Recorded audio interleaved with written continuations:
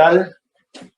Buenas tardes a todos y a todas. Bienvenidos a este webinar organizado por Llorente y Cuenca, por GIC y por la Fundación Women Forward para hablar de visibilidad, para hablar del reto de las mujeres directivas. Directamente lo hemos titulado así, sin paños calientes, como pues en un momento de las carreras profesionales, de las profesionales, de las señoras que trabajan en el mundo de la empresa, pues deciden ser invisibles, deciden pasar a la sombra, ¿no?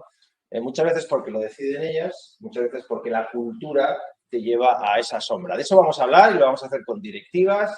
Tengo a mi izquierda a Luisa García, que es consejera delegada de GIC, de Llorente y Cuenca en Europa, Marisa Jordá, que es consejera de Bimbo, Bankinter, de otras compañías, también sigue siendo de Merlin Properties, a Alicia Coronil, profesora y ahora economista jefe de Singular Bank, del Banco Español.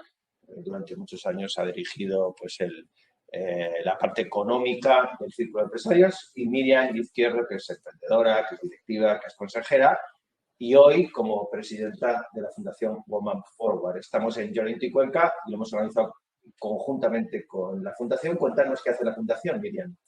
Pues la Fundación Women Forward tiene por misión crear valor en las organizaciones impulsando la igualdad y el talento femenino, utilizando precisamente la formación y la investigación para descubrir el porqué de esos peldaños rotos y luego poder actuar con propuestas que ayuden a las mujeres en ese liderazgo y a las organizaciones a mejorar su estructura de forma que las mujeres se sientan mucho más incluidas y que creemos una cultura mucho más inclusiva en el interior de ellas. Vamos a seguir el trabajo de Women Forward, porque no solo pues, hacéis ese acompañamiento a profesionales, sino también investigación, formación, y al final pues es un aliado clave para que muchas mujeres, como titulamos este webinar, pues tengan esa visibilidad. Pero has citado una de las palabras que van a surgir aquí hoy, que es los peldaños rotos. La primera vez que lo escuché, se lo escuché a Luisa García. Luisa, cuéntanos qué es esto de los peldaños rotos y por qué vamos a hablar tanto de peldaños el día de hoy. Muchas gracias, gracias Miriam, porque la Fundación además siempre se anima a todo este tipo de iniciativas que nos ayuden a mantener la conversación viva, a sumar ángulos, experiencias y diferentes puntos de vista. Yo leí de la teoría de los peldaños rotos, creo recordar que en el Harvard Business Review, o sea que es una teoría internacional y hacia donde se está llevando el desafío de la igualdad en el mundo, sobre todo de las organizaciones empresariales privadas, que es donde nosotros tenemos más experiencia, aunque creo que tiene enseñanzas comunes también para quienes quieran hacer carrera en política o en otros ámbitos. Y parte de la base de que probablemente en la mayoría de los ámbitos ya no nos encontremos una resistencia explícita, alguien que te dice radicalmente no quiero a una mujer en esta posición. Puede haber resistencias de otro tipo, pero lo que es indudable es que a medida que avanza la pirámide en las organizaciones, el equilibrio que puede haber en los niveles de entrada, donde en la mayoría o en muchas carreras ya hay un 50-50 de personas, se empieza a desbalancear. Por supuesto, el peldaño está todavía más roto en el arranque de aquellas carreras o de aquellas profesiones que tienen que ver con las carreras STEM, donde ya de entrada hay muchas menos mujeres. Pero es que lo increíble de todas esas investigaciones que hablábamos antes es cuando ves que incluso en aquellas de mayoría mujeres vas avanzando y se va desequilibrando y acaba terminando por haber muchísimas menos mujeres en posiciones de dirección, en comités de dirección, ahora gracias a la normativa en las juntas, en los boards, pero todavía con muchas dificultades. Y es ese momento de crecimiento o esa carrera del crecimiento profesional donde decimos que las mujeres se encuentran con peldaños rotos. Peldaños como, por ejemplo, toda la teoría de los sesgos inconscientes, cómo a lo largo de su carrera se enfrentan a expectativas diferentes o maneras diferentes de valorar su desempeño y sobre todo su potencial solamente por ser mujeres y porque todavía medimos de manera distinta, por ejemplo, ahora lo hablábamos y seguro que lo comentamos más, la ambición. La ambición cuando se te hace una valoración de desempeño en un determinado nivel, en el hombre se valora como un atributo, en la mujer se valora como un riesgo, es demasiado ambicioso, ¿no? Hay otros muchos que tienen que ver con la propia autolimitación que supone esos sesgos, el que las mujeres desde pequeñas estamos educadas o criadas con esa idea de gustar, de agradar, y eso nos lleva, por ejemplo, a no competir o a pensar que competir es malo, o el famoso síndrome de la impostora, que hace que no postulemos a determinadas oportunidades laborales si no nos sentimos 100% preparadas, mientras que los hombres, sin embargo, os lanzáis y decís, bueno, pues lo que me falta de aprender ya lo aprenderé. Por tanto, en esta teoría de los peldaños rotos, todas se enfocan realmente bien el tema de la igualdad y de la diversidad, nos damos cuenta de que es realmente multidimensional. Hay aspectos que tienen que ver con cómo somos educados, la sociedad en la que estamos, pero sí que encontramos, al menos desde el punto de vista del GIC, un punto en común, que es que poco a poco cada una de estos elementos va minando la visibilidad de las mujeres y se produce ese círculo vicioso en el que al tener menos visibilidad se generan menos oportunidades para nuestras carreras profesionales. Al haber menos oportunidades, la brecha de hombres y mujeres en determinadas posiciones directivas se ensancha y, por tanto, también hay menos referentes para que las chicas más jóvenes vean que esa aspiración profesional es posible. Por tanto, perpetuamos el ejercicio y por eso ponemos tanto foco en que una contribución importante o al menos un acelerador importante de la igualdad debería ser el que el talento femenino sea impulsado desde su visibilidad. Bárbara Ruiz, Almudena Alonso y yo mismo hemos tenido la suerte de escribir un informe para GIC Ideas sobre los peldaños rotos, en el que pues algunos de los peldaños rotos, las escaleras sociales que te permiten alcanzar la igualdad, pues para las mujeres profesionales pues no son tan fáciles porque están rotos. Entonces, porque no te puedes apoyar en él para ir al siguiente nivel. Como mínimo son más frágiles. Claro. Entonces, uno de ellos lo has citado, los estereotipos. De hecho, pues hoy yo soy el moderador y vosotras sois los ponentes. Cuando el estereotipo parece que, en ocasiones, parece que la moderadora tiene que ser una señora y el profesional es el señor, ¿no? Vamos a hacerlo así. Otro es el sueldo. Es decir, la diferencia salarial, la brecha salarial hace que no te apoyes, como dice Luisa, sea más fácil.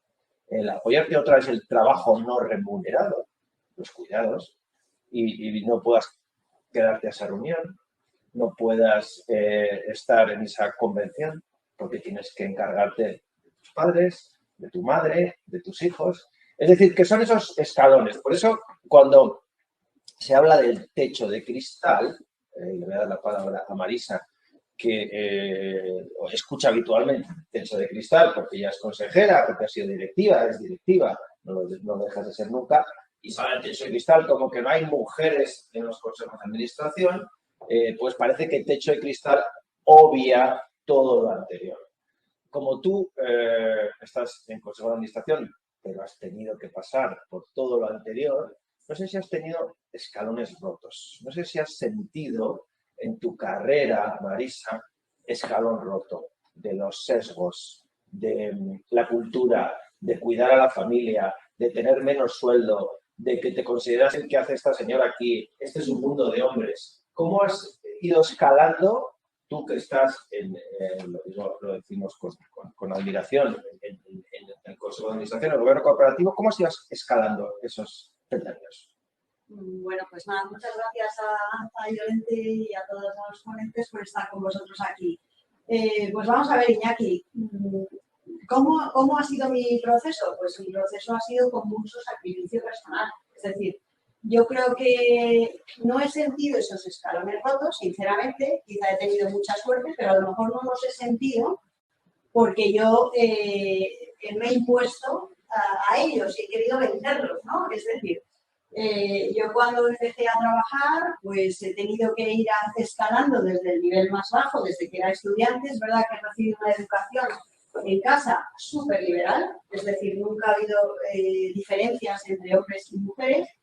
Estudié mi carrera de económicas y la verdad es que muy bien. Y en la vida laboral es verdad que nunca me he encontrado en ninguna organización donde por ser el mero hecho de ser mujer haya tenido una discriminación salarial o no haya podido superar, digamos, los escalones en función del talento, ¿no? Pero sí que tengo que deciros que ha sido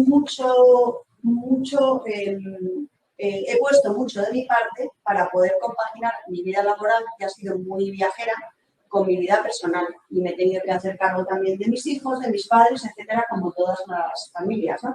Entonces, bueno, al final es un cúmulo de cosas. Yo creo que es verdad que en general hay unos escalones rotos, porque es verdad que hay una etapa en la vida en la que sí que te planteas si quieres seguir con esa ambición profesional y no frenar y seguir para arriba y darlo todo y compaginarlo con tu vida personal y familiar.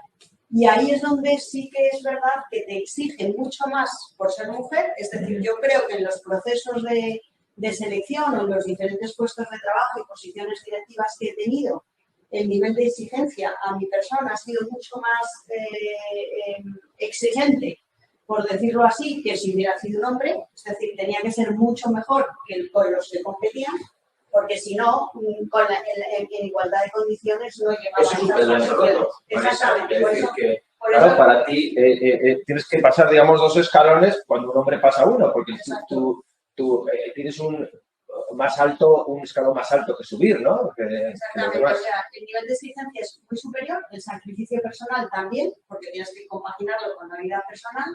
Y luego también, sobre todo, la confianza en ti, ¿no? Es decir, no puedes tener dudas de que no eres capaz o no estás capacitado, como los hombres, de determinar determinadas tareas y ser comprensiva y tener la confianza y la autoestima para intentar las cosas y decir que sí, que también es un paso difícil, ¿no? Porque muchas veces tienes la inseguridad de si serás capaz de cumplir con ese puesto de trabajo y al final te tienes que autoconvencer y decir, bueno, voy a por ello porque es que si no voy a por ello nunca voy a saber cómo sería, ¿no? Es como cuando vas al cine y dices, pues no voy al cine porque no me va a gustar la película. Pues no, tienes que ir al cine y ver si la película te gusta o no. Pues esto es lo mismo, es decir, que sí a todas las oportunidades que se te pasan por delante sin pensar si estás preparada al 60 o al 100%, porque probablemente un hombre ese planteamiento no se lo haría. En este momento en España, leyendo los informes de Women Forward, pues no estamos mal en gobierno corporativo, estamos avanzando, ¿no? Tu caso concreto. Pero Alicia Coronil, me gustaría tener también la perspectiva fuera de España. Tú eres de madre islandesa, de padre de Ubrique, es decir, una mezcla que nos lleva a lo latino, pero también a lo nórdico. ¿Las mujeres nórdicas están educadas y la sociedad permite menos escalones rotos? ¿Crees que hay sociedades más igualitarias que otras? ¿Qué podemos aprender de tu madre y tu abuela islandesa? Bueno, gracias a Miriam, y para mí es un honor estar aquí y compartir experiencias. Me he sentido muy identificada con lo que decía Marisa. Y si me lleva a mi propia experiencia, para mí, efectivamente, han sido unos pilares el referente, el tener mujeres referentes, a lo mejor no por carreras exitosas, sino de cómo entender que tiene que ser la vida de una mujer, ¿no? Y eso es hila muy bien con la parte nórdica, aunque mi padre siendo de Ubrique también el ser empresario, la visión internacional y el de no tener barreras, pues también te ayuda, ¿no? Yo creo que es un balance muy bueno. Pero volviendo a las mujeres islandesas, a mí, desde muy pequeña, mi madre y mi abuela me educaban en que tenía que ser una mujer fuerte e independiente. Yo pensaba que era algo que mi abuela y mi madre me enseñaban porque era una cosa propia de mi familia, pero como bien sabe Iñaki, Islandia lleva desde hace años encabezando el índice de Gender Gap del web y precisamente uno de los factores que explican por qué Islandia se posiciona como el país líder en igualdad entre hombres y mujeres es precisamente porque esa forma parte de la educación el que tienes que ser una persona independiente, una mujer independiente, y eso parte desde la educación en los colegios, ¿no? Donde hay asignaturas propias de gestión del hogar, la familia, para tanto hombres y mujeres. Y luego porque yo creo que ahí hay algo que es para mí básico, que es la apuesta cuando construyes tu proyecto personal con tu pareja, que no hay uno que priorice sobre el otro, sino que se apoya a que tú crees que puede ir más adelante o que lo necesita o que tiene más ambición. Y aquí, pues, el ejemplo de mis amigas que han sido, a lo mejor, más ambiciosas en periodos descompalidos o su carrera profesional apuntaba más maneras y ellos, pues, las han seguido por lo que eso representaba para su propio camino, ¿no? Y yo creo que eso es algo básico y volvemos a la educación, ¿no? Yo creo que la educación, tanto en los colegios como en las universidades como en el hogar, es básica para que las carreras profesionales sean exitosas y cada uno podamos llegar a donde queramos, ¿no? Independientemente de que seamos hombres o mujeres. Alicia, pero si miramos los datos del sistema educativo español, SADE nos decía hace unas semanas que el fracaso escolar femenino es mucho menor que el masculino, que las chicas no dejan el bachillerato tempranamente, como los chicos.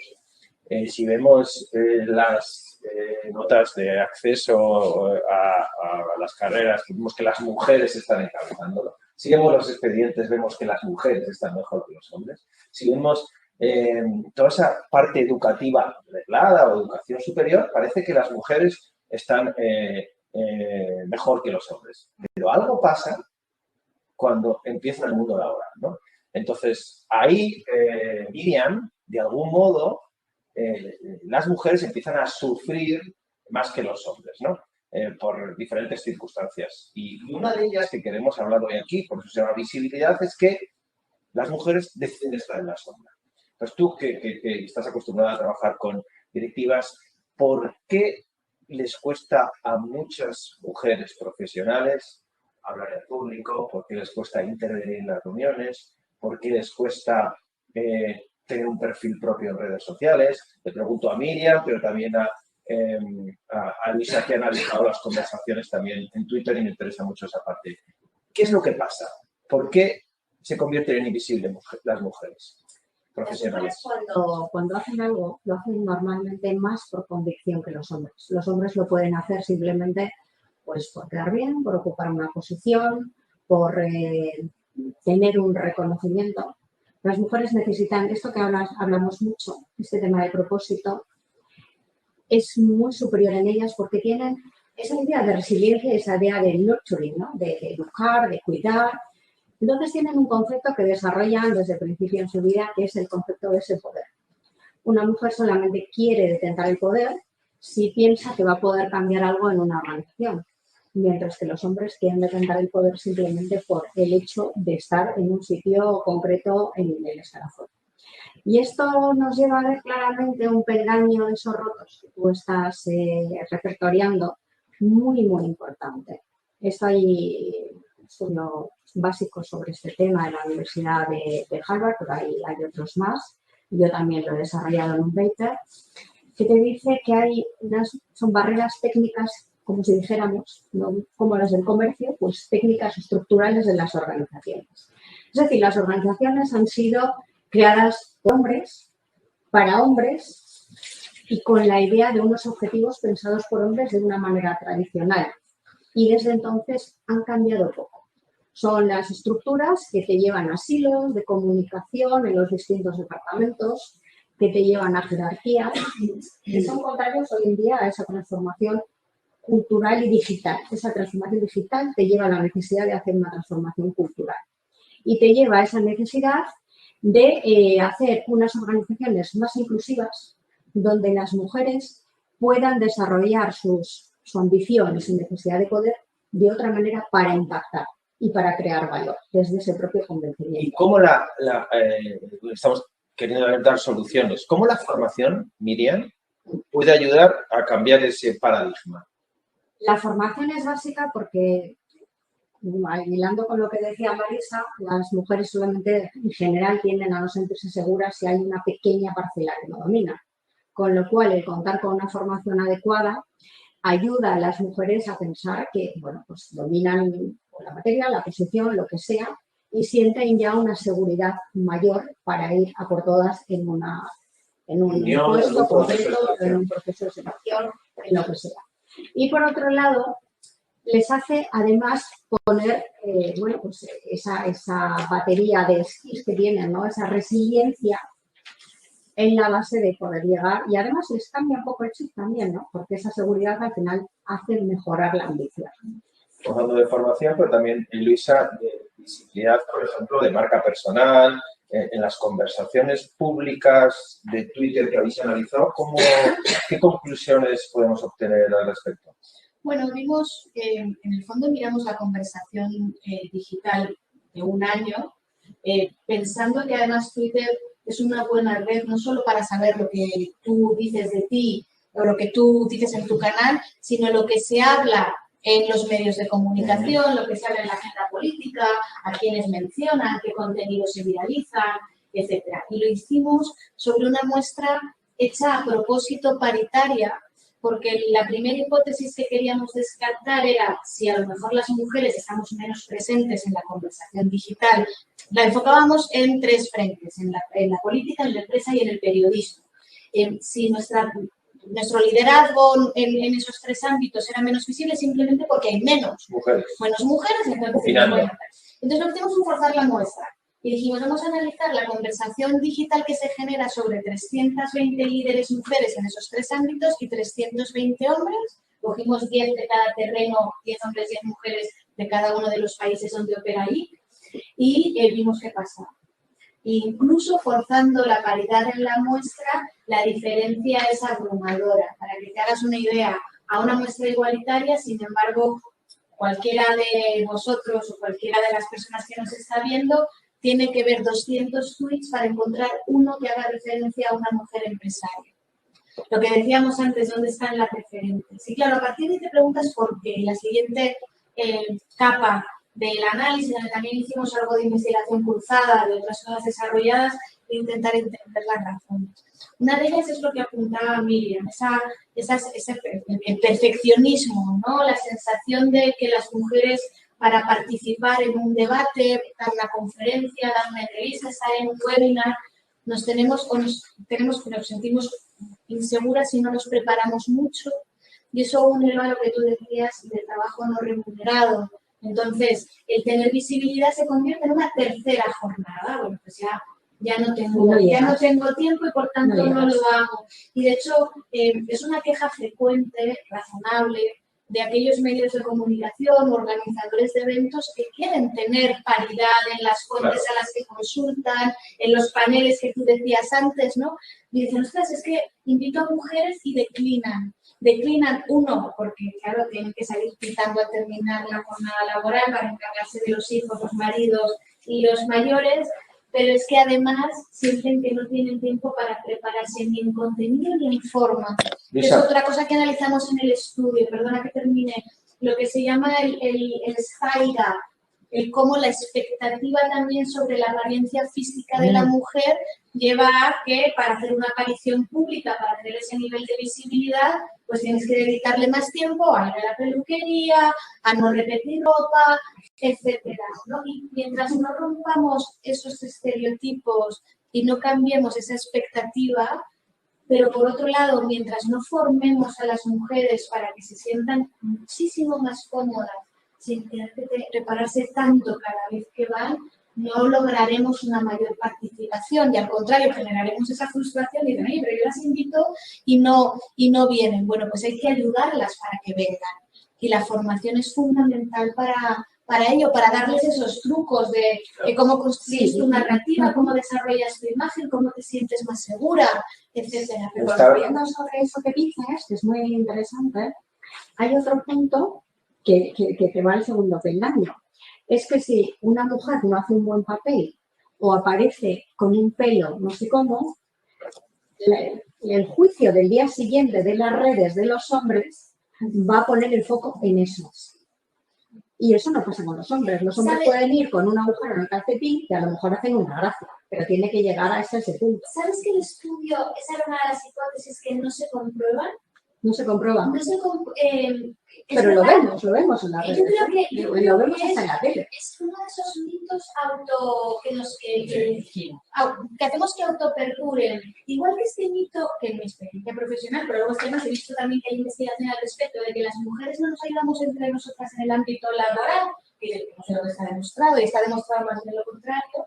Cuando hicimos el análisis de toda la conversación, no hay diferencia entre el volumen de información que se dirige o las menciones a hombres y a mujeres sobre su aspecto. Es más, cuando se dirige hacia hombres ese volumen es negativo, o sea, se utiliza cuando se menciona la imagen de un hombre para criticarle, y sin embargo lo que sucede es que entre las mujeres hay mucho de eso que se hace con la mejor intención sin darnos cuenta de que estamos profundizando en el problema. Cuando yo te digo, uy, qué chaqueta más mona llevas, en lugar de decir qué intervención más interesante has tenido. Claro, en realidad que se ha demostrado que no existe, no quiere decir que no te afecte, porque es un sesgo inconsciente. Exacto. Que tú tienes y tú piensas que tu imagen física va a ser muy importante, aunque para la gente no lo sea, tiene un efecto, claro, que me recuerda a la campaña de Adolfo Domínguez que acabamos de conocer sobre la fatiga de tomar decisiones todos los días sobre qué camisa me tengo que poner o qué indumentaria me tengo que poner. Piensa menos. Es decir, la fatiga que te da tomar decisiones, que nos recuerda también a la teoría del filósofo americano de la fatiga y del cansancio de todos los días tener que decidir cosas, ¿no? Cuando has hablado... Sí, Marisa. No, solo por añadir una cosa sobre este punto, ¿no? Y lo digo desde mi experiencia, ¿no?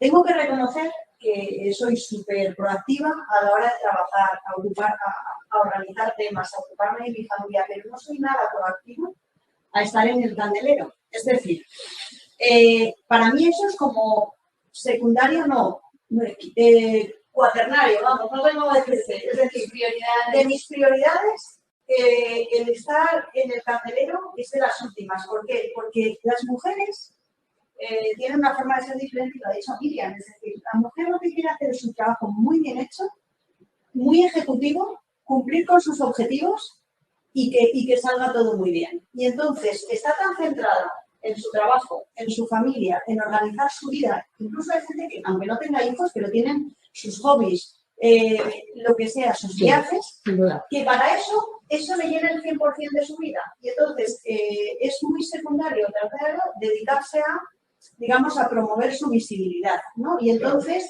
cuando pues no lo ve como un tema primordial en su vida, que quizá, y lo digo en contra de lo que yo hago, va en contra de las mujeres, porque al final lo que tienes es que intentar promover, fomentar, estar en las charlas, mentorizar, hacer coaching de mujeres, etcétera. Que yo eso sí lo hago, o sea, eso sí que lo hago, pero sin embargo, estar en la prensa, decir, soy directora de no sé cuántos, o el reto de la directora general ha alcanzado, ha hecho una operación corporativa, o sea, no tenemos esa visibilidad de decir, tengo ganas de figurar ahí. Me falla la memoria ahora de quién es el estudio, pero verás que nos encanta citar data porque es la manera además de objetivizar el problema, de decir, no, si no estamos, ¿no? Luego podemos tener discrepancias en cuál es la mejor manera de abordarlo, pero que existe. Hay uno que lo que pone de manifiesto es que esos esfuerzos de autopromoción, los hombres claramente los asocian a un incentivo económico. Exacto. Si soy más visible, voy a tener más oportunidades de trabajo o me van a hacer una oferta y por tanto mis jefes actuales se empeñarán en retenerme, me van a invitar a un consejo, voy a poder escribir un libro y tal. Y sin embargo, las mujeres no tenemos esa asociación, más bien la contraria. Por ese sesgo de agradar y de que la ambición femenina es interpretada negativamente, hacemos el ejercicio contrario. Es decir, si salgo demasiado, mi colega se va a poner celoso, o si salgo demasiado, mi jefe va a pensar que estoy buscando trabajo y no me va a tener en cuenta. Nos funciona la cabeza totalmente al revés. Muy bueno, Alicia. Tú eres una de las pocas personas que cuando tienes que analizar la economía española y abres un periódico Salmón, aparecen todos señores, economistas jefes, aparecen grandes catedráticos y aparece una señora que eres tú. Pero yo recuerdo Prensa Salmón, 20 fotos y solo una chica. ¿Eres la única economista española que puede opinar sobre la coyuntura o eres la única que dice que sí? Y si dices que sí, ¿por qué? ¿Qué reflexión te ha llevado a decir que sí a tener esas apariciones públicas? Bueno, yo creo que hay muchísimas economistas jefes en España, en servicios de estudio de bancos. Es verdad que cada banco luego también tiene un perfil, ¿no? Hay bancos que definen que su servicio de estudio no tenga visibilidad pública y de ahí pues ese talento femenino se diluye. A mí cuando me llega el opinar sobre la coyuntura, yo lo hago porque realmente quiero exponer desde siempre, se me ha dado la oportunidad de hacerlo, ¿no? He trabajado en instituciones que consideraban que había que estar ahí y por otro lado porque yo quiero también trasladar qué es lo que veo o lo que percibo de por dónde va el mundo, ¿no? Con lo cual a mí no me da, venzo el miedo a esa exposición diciendo lo que creo que puede venir desde el punto de vista de la coyuntura económica o de la política económica, ¿no? Me arriesgo, ¿no? Y eso probablemente va vinculado a que siempre intento estar saliendo de mi zona de confort y tomar un riesgo. Yo creo que la asunción de riesgo también es muy importante en las carreras profesionales y creo, cuando hablabais de la educación, estamos viendo cómo nosotras tenemos que reeducarnos, ¿no? Para ganar, vamos a romper esas barreras que nos ponemos de visibilidad, de no tener que mostrar, tener cuidado en mostrar la ficción, pero yo es que creo que habría que reeducar al otro lado de la dirección, ¿no? Para que también empiecen a valorarse cosas que nosotras aportamos, que están muy relacionadas con las soft skills.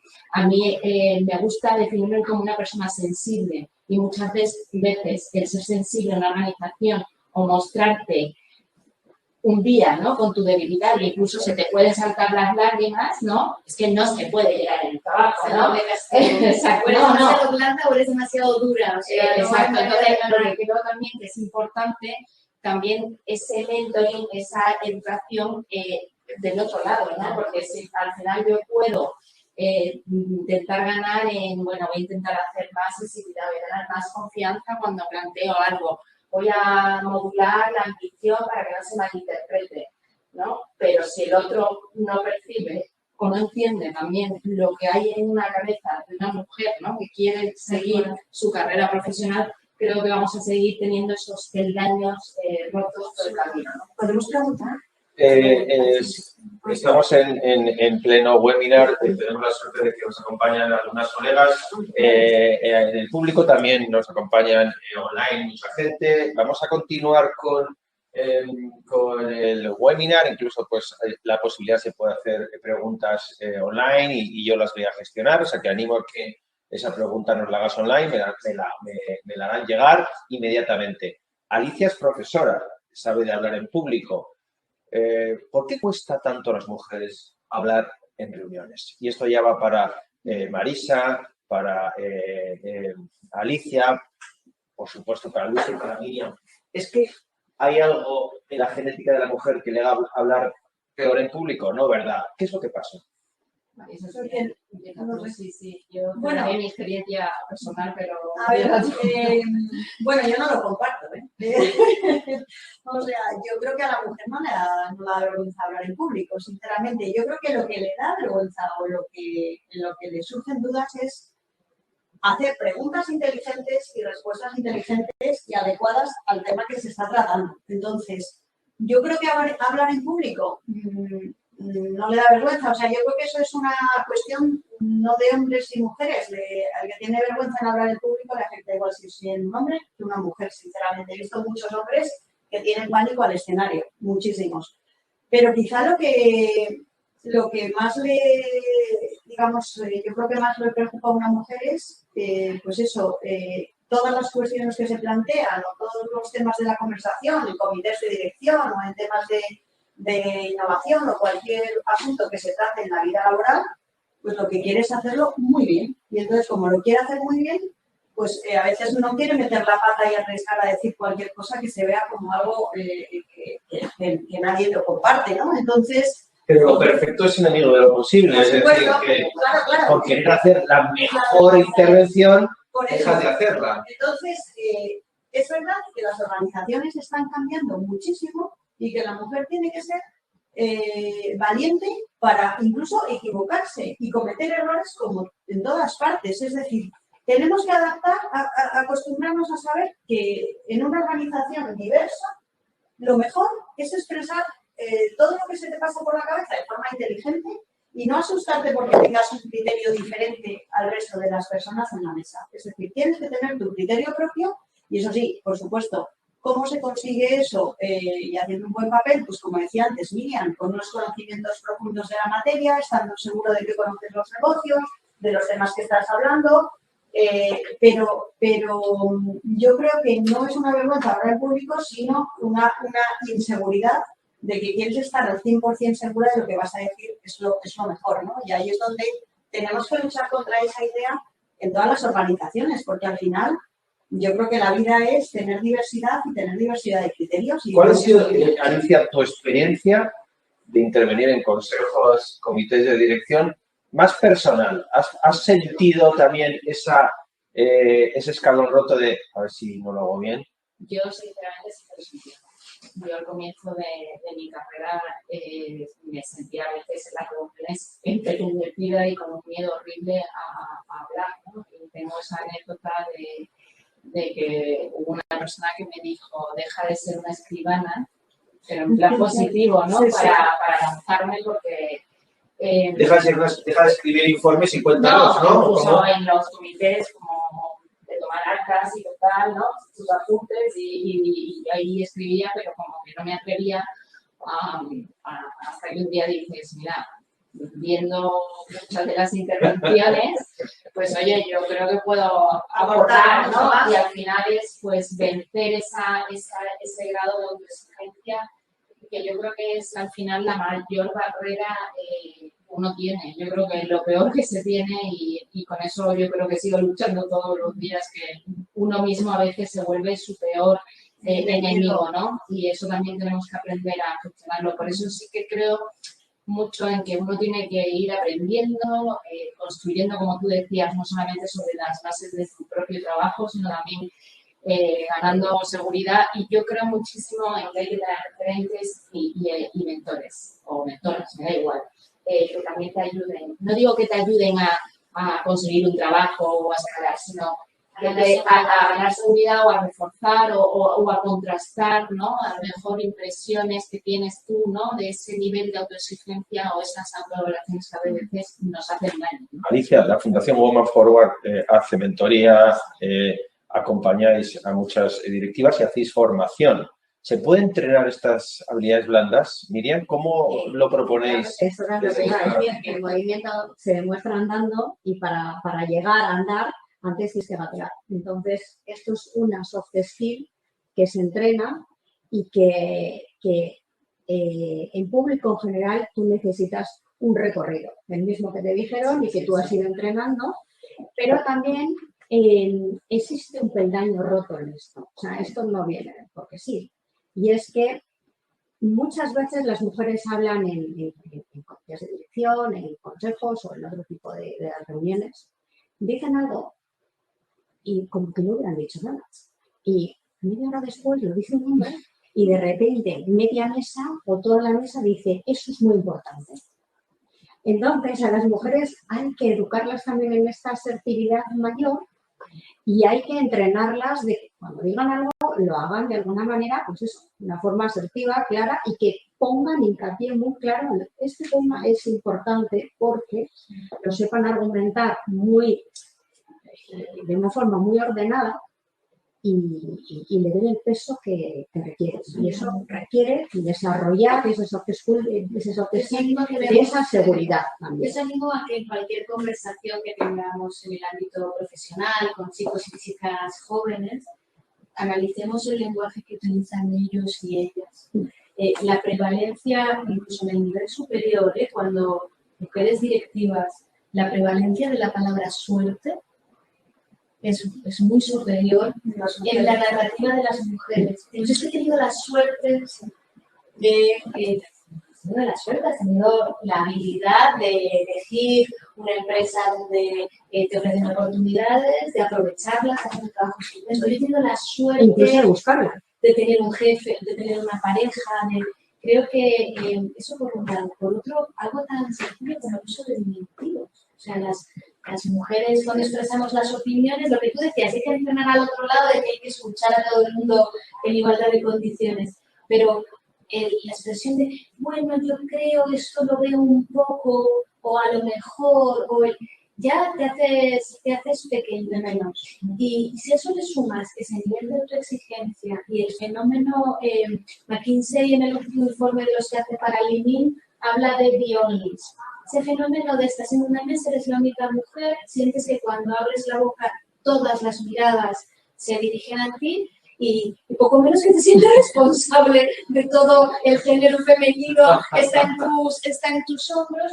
Y por no hablar de las double onlys, o sea, si eres la única mujer negra en una organización o la única mujer abiertamente lesbiana en una organización, entonces ya te conviertes en el centro de toda, como en la cuota de diversidad que tiene que ser algo muy interesante. Lo que tú decías es, también podemos ser un poquito mediocres, también podemos de vez en cuando decir algo que no es tan interesante, pero claro, disimula mucho más cuando la tontería la dice uno que es igual a otros 10 y nadie se acuerda muy bien de cuál de los 10 lo ha dicho, a cuando nadie se va a olvidar de que eres tú la que has hecho la tontería porque eres la única persona de género femenino en esa reunión, ¿no? Eres consejera delegada de GIC Europa. ¿Cuántas personas dependen de tu, de tu mandato? 400 largas. 400 personas y una cuenta de unos cuantos millones. Sí. Es decir, que lo tuyo no es una broma, tiene tamaño en personas y tiene tamaño en dinero, en facturación. ¿Cómo lo ves en tu propia compañía? ¿Cómo ves estos peldaños rotos? Es decir, ¿qué estás haciendo tú, que tienes responsabilidad sobre personas y que no es una cuestión de que tienes nadie por encima o tal, sino tú tienes... ¿Qué haces tú, Luisa, en tu día a día para que no haya esos peldaños rotos y para que haya esa visibilidad? Bueno, primero apuntarnos el cuento, darle mucha visibilidad a nuestros perfiles femeninos y ayudarles a que se sientan informadas y cómodas en habilidades, en hablar bien en público, en que desarrollen proyectos muy relevantes para la organización y sean quienes los expongan, etcétera. Luego, la gestión de la carrera profesional, que tenemos mucho que aprender, porque además la consultoría, en ese momento de crecimiento profesional que coincide con la maternidad, es dura de conciliar. Lo que hablábamos antes de entrar en el webinar, decíamos, estamos aprendiendo como organización a ver diferentes niveles de carrera, saber que la carrera no tiene que ser lineal, sino que a lo mejor mujeres y cada vez más hombres quieren tener unos años, algunos porque tienen hijos, otros porque quieren estudiar su maestría, otros porque están reorientando su carrera y necesitan reinventarse, donde su ritmo sea distinto. Bueno, pues yo creo que nosotros tenemos que ser hábiles y analizar de verdad el potencial de esos perfiles y saber que no corre tanta prisa y que hay que acompañarlos en un periodo más largo de tiempo o rescatarlos después de ese periodo en el que decidieron dedicarse a la familia o tomarse su tiempo. Promocionar a mujeres embarazadas. O sea, de repente decir, no, estás embarazada, pero si yo te iba a dar una posición más relevante igualmente, pues ya sé que te vas, es que no cuento contigo para los próximos 4 meses en los que no vas a estar, cuento contigo para una trayectoria mucho más larga, por tanto no pasa absolutamente nada. Y luego, por último, yo te diría el aprender a medida que avanzas. Creo que las organizaciones tenemos como con los directivos de organizaciones, tenemos muy incorporada la idea de cuando tenga la solución lo cuento, cuando haya solucionado el problema lo cuento. Y creo que lo que tenemos que hacer las organizaciones es ir contando a medida que avanzamos, incluso compartir cosas en las que nos equivocamos, que no nos funcionan. Objetivos SMART. Y a, estamos en la y a fundación partir de también. ahí, entre las propias mujeres de la organización, generas un espacio de aprendizaje, de conversación abierta, muchísimo más constructivo que pensar que un día vas a llegar con la varita mágica y vas a tener una organización perfecta. Hay otro tema que es dar y saber dar y saber recibir feedback negativo. Ese es otro tema muy a menudo que nadie quiere dar feedback negativo a las mujeres en general, cuesta muchísimo, hombres y mujeres, con lo cual hombres y mujeres necesitan desarrollar ese aprender a darlo. Y las mujeres cuando lo reciben deben aprender a saber encajarlo correctamente y no sentirse pues peor todavía de lo que implicaría el feedback y saber utilizarlo inteligentemente para crecer. Eso te ayuda a quien te lo da, pero tú misma tienes que desarrollar esa habilidad. Tenemos preguntas y comentarios de personas que nos están siguiendo, por supuesto Marta de la Fuente que está con nosotros, pero también tenemos a varias colegas, Almudena de la Peña, Irene San Hermelando, también Raquel Magdalena, y nos dicen, por resumirlas, que quizás esta obsesión que está demostrando el moderador, dicen algunas, por la visibilidad, ¿no será que eso es algo muy de chicos, la sobreexposición, el hablar, y que no tenemos por qué parecernos a los chicos? Es decir, ¿tenemos que jugar la partida de los chicos? Nos dicen alguna de las colegas. ¿O no hay más remedio que jugarla, Miriam? A mí me gustaría contestar a esto porque yo he vivido esto en las últimas semanas. El día 23 de septiembre hicimos un seminario abierto en el que presentamos uno de los informes de un headhunter sobre los consejos asesores. Y uno de los ponentes pues contó claramente que había encontrado sus consejos visibilizándose en LinkedIn y buscando empresas que podían necesitar sus necesidades. Eso es una búsqueda activa, pero es una visibilización por su parte. Y él ha dicho que en todos había entrado casi igual. En alguno le había referido a algún colega, pero estaba en 7 consejos asesores y 5 los había buscado con su visibilidad activa. Muy bien. Yo creo que la partida no es de los chicos. O sea, yo creo que hay que jugar la partida. Pues yo a lo que nos preguntabas, yo creo que no tenemos que hacer, o sea, no creo que las mujeres para triunfar y para tener esa visibilidad tengamos que copiar el modelo de los hombres. Yo creo que tenemos que tener nuestro propio modelo. O sea, que las mujeres tienen unas cualidades excelentes que no tienen los hombres, que son varias, sinceramente. Y yo creo que lo que tenemos que hacer es trabajar esas cualidades. Es decir, yo creo que el escalón este roto del que estáis hablando no es un tema de conocimientos técnicos, como tú has dicho, salimos con las mejores notazas de SADE, de las carreras, etcétera, sino es más una carrera de soft skill, que lo ha dicho Miriam. Es decir, confianza, estima, capacidad de consenso, relacionarte y comunicarte con los demás, atreverte a hacer las cosas, saber escuchar, gestionar equipos, tomar decisiones con criterio propio. Es decir, son una serie de cualidades que además las mujeres lo hacen mucho mejor que los hombres. Y como las empresas están en transformación ahora mismo continuo, Sí. El tema del teletrabajo, el trabajo híbrido, los nuevos modelos de startups, de compañías, van a ayudarnos mucho a potenciar el rol de la mujer en todas las organizaciones. Y también porque, fíjate, lo que está pasando es que el modelo de los jóvenes está copiando el modelo de las mujeres. Es decir, lo has dicho tú antes, Luisa. Ya cada vez vemos más chicos que quieren tomarse su año sabático, que quieren dedicar su tiempo libre a su familia o a sus deportes. Entonces, está cambiando totalmente el modelo de cómo se debe ser, como la flexibilidad del trabajo en las compañías. Entonces, yo creo que estamos abocándonos a que la mujer cada vez lo va a tener más fácil, sinceramente, y el hombre está, digamos, copiando el modelo de la mujer, con lo cual cuando preguntabas, alguien preguntaba en el webinar, ¿tenemos que copiar el modelo de los hombres? Pues yo no creo que debamos de copiar el modelo de los hombres. Yo creo que tenemos que tener nuestro propio modelo y además... El modelo al que hablabas, consejero, no es tanto un modelo ni de hombres ni de mujeres, sino un tema de saber desarrollar unos soft skills para poner en valor su conocimiento y que le vengan a buscar. O el dirigirse a determinadas empresas que él había previamente identificado, visibilizando su conocimiento. Sí, a mí eso me parece muy bien. A eso puede hacer refiero. una mujer igual. Exactamente. Claro, digamos que esas habilidades, es muy importante. Miriam, esas habilidades blandas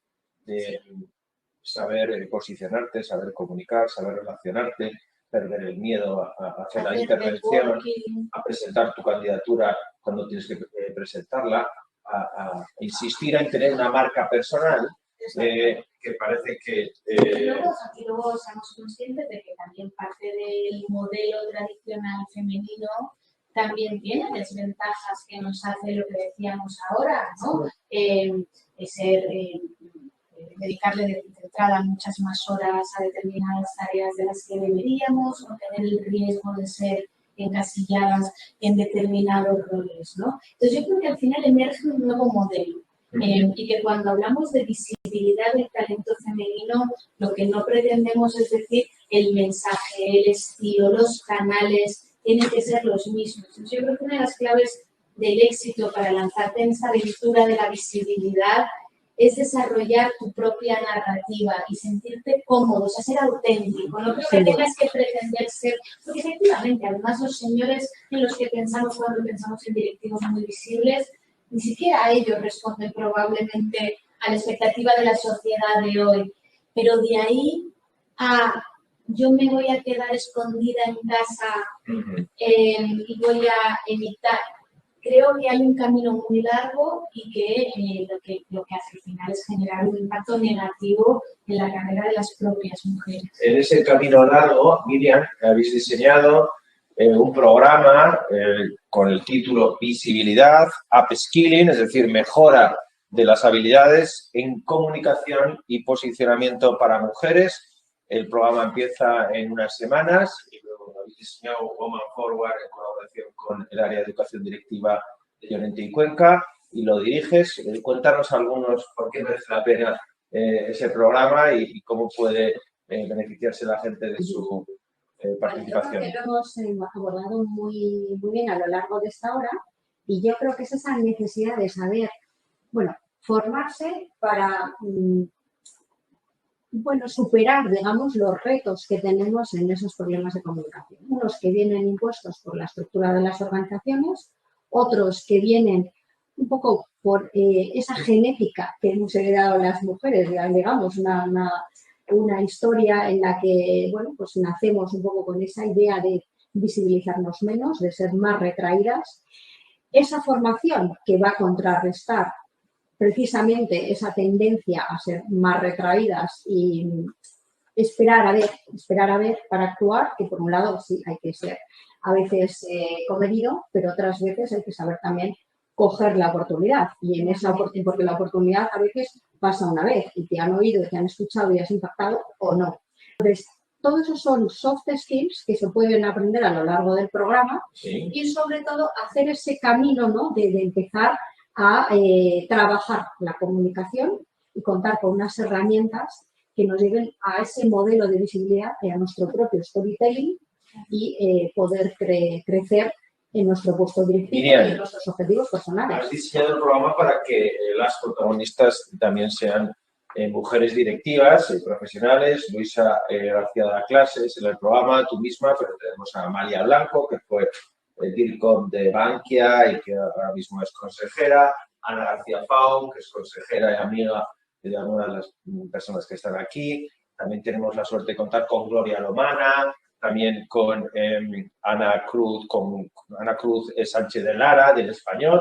Es decir, pero también hay chicos que van a dar clase, ¿no? Por supuesto, porque algunas habilidades que domina, pues por ejemplo, todo lo que tiene que ver, ¿verdad?, con comunicación oral, con Julio Samoano o Alejandro Domínguez, de toda la parte digital, ¿no? Creo que además, pues a través de Woman Forward, pues hay posibilidad de tener bonificaciones, becas, también Llorente y Cuenca, para todas las mujeres profesionales que crean que este momento vital suyo es importante reforzar esas soft skills, pueden interesarse por este programa. Vamos a ir terminando porque el compromiso era 1 hora y os pido pues una intervención final o un consejo final para todas aquellas profesionales que sufren los escalones rotos, que están en un momento, ¿verdad?, que renuncian a ascensos porque quizás en este momento no me viene bien,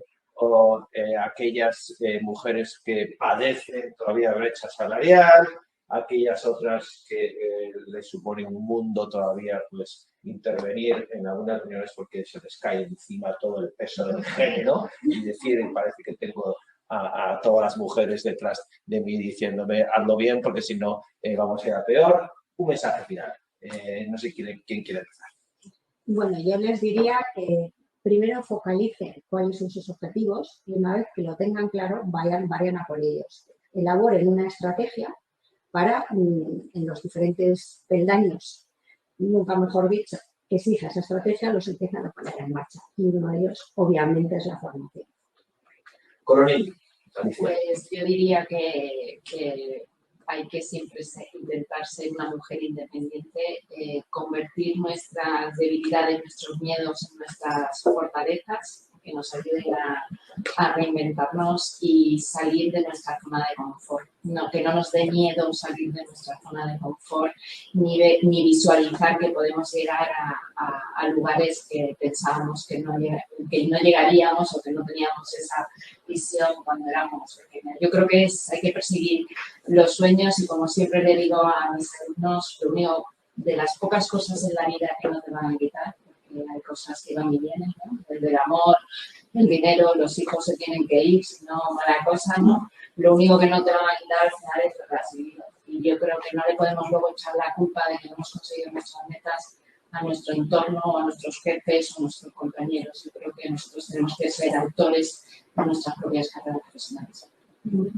Pues nada, yo comparto las ideas de ella, es decir, fijarte tu carrera profesional, fijarte tus objetivos, atreverte, tener confianza, tener la estima por las nubes, porque ser proactiva, perseguir lo que quieres y nunca decir que no y renunciar antes de probarlo, ¿no? Yo creo que todas las cosas tienes que experimentarlas y sobre todo quería dar un mensaje y es que estamos en un mundo que, como bien sabéis, vamos hacia la sostenibilidad en cuanto a los modelos de negocio, las empresas y la vida, ¿no? Y entonces la mujer tiene una capacidad mucho mayor de aportar en ese mundo hacia lo sostenible, hacia lo social y hacia la ética. Y entonces creo que estamos muy capacitadas para digamos, tener en nuestra mente esos objetivos mucho más que los hombres, porque siempre hemos pensado mucho más a largo plazo que en general y para todos, ¿no? Y no tanto para nosotros mismos y a corto plazo, ¿no? Entonces yo lo uno a que la mujer es un peldaño fundamental en el camino hacia la sostenibilidad y la ética. Luisa. Bueno, yo creo que todas tenemos que hacer esa reflexión sobre nuestra propia visibilidad, perfil profesional y las habilidades que necesitamos para trabajarlo. Y hemos hablado mucho ahora de cómo eso es una plataforma para lograr ser más dueños de nuestro destino profesional, pero a lo mejor hemos hablado menos y daría para otra hora del impacto que eso tiene en terceros.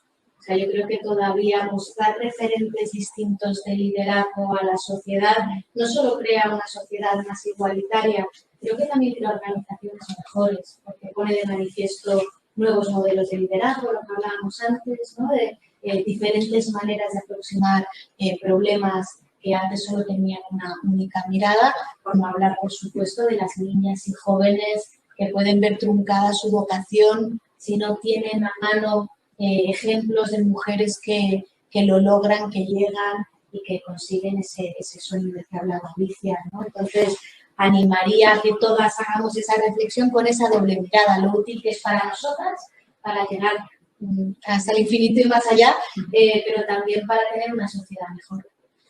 Hemos hablado de herramientas para mejorar la visibilidad. Una de las herramientas es tener referentes, tener personas a las que admiras, sigues. Y hoy hemos tenido pues, a Marisa, con una carrera brillante, Marisa Jordá, una carrera brillante en el mundo directivo, en el gobierno corporativo. Seguimos y queremos pues parecernos a Marisa. Hemos tenido a Luisa, otro referente, y nos ha explicado además que ya como consejera delegada pues es jefa de muchos chicos y tiene que decirle a muchos chicos que hagan bien su trabajo y que cumplan bien con su trabajo, ¿no? Un referente también.